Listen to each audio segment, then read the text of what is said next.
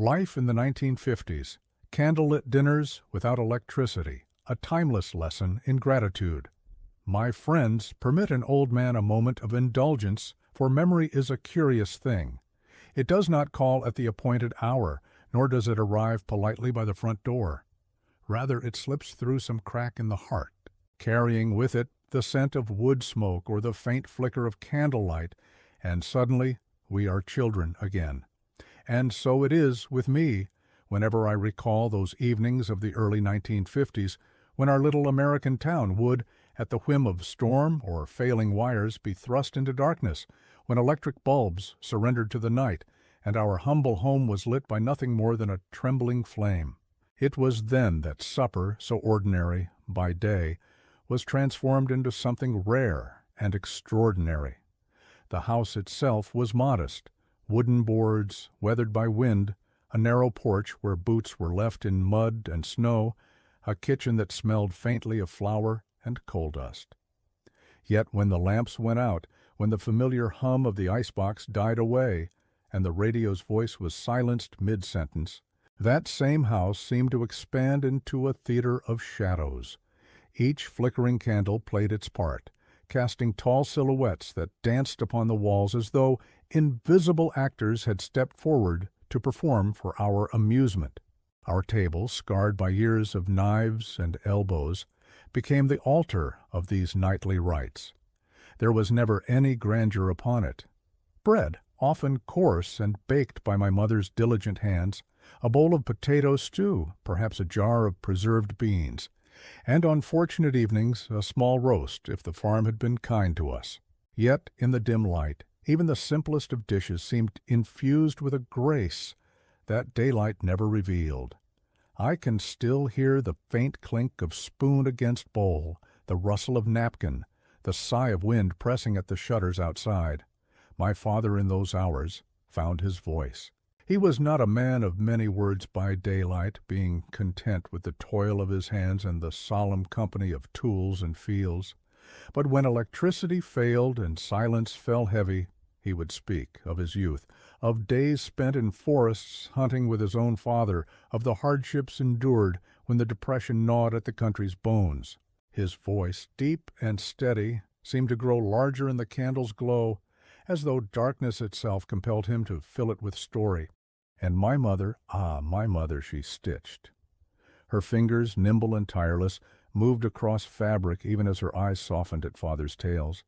Now and again she would lift her head, smile faintly, and add a detail he had forgotten, as wives so often do.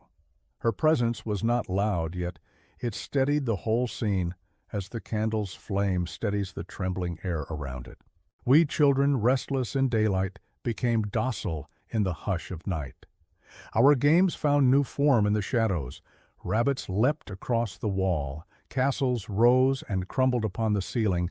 Heroes and monsters were born of nothing more than a crooked hand and imagination. Our laughter, unrestrained, was music enough, and I believe no orchestra could have rivaled its sweetness. Outside, the world was bleak. Winter gales howled like restless spirits. Snow blanketed the town until every house seemed an island adrift in white.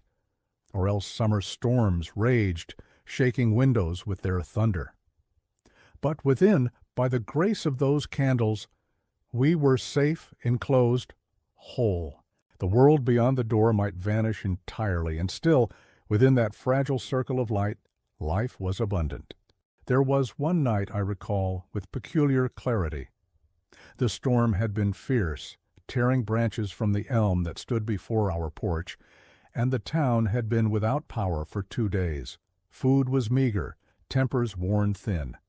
Yet when evening came, Mother brought forth an apple pie, small, imperfect, but fragrant beyond telling. She placed it upon the table, and we, children with eyes wide as moons, gasped as though she had presented a treasure. The pie was sliced thin, so that each of us received but a sliver, yet never has any feast tasted sweeter. For it was not apples alone that flavored it, but the knowledge that she had given the last she possessed, reserving nothing for herself. Such was the alchemy of those nights. Scarcity turned to abundance, darkness to light. And so, my friends, I tell you that gratitude is not learned in times of plenty. Gratitude is a candle. It shines brightest when all else is dark.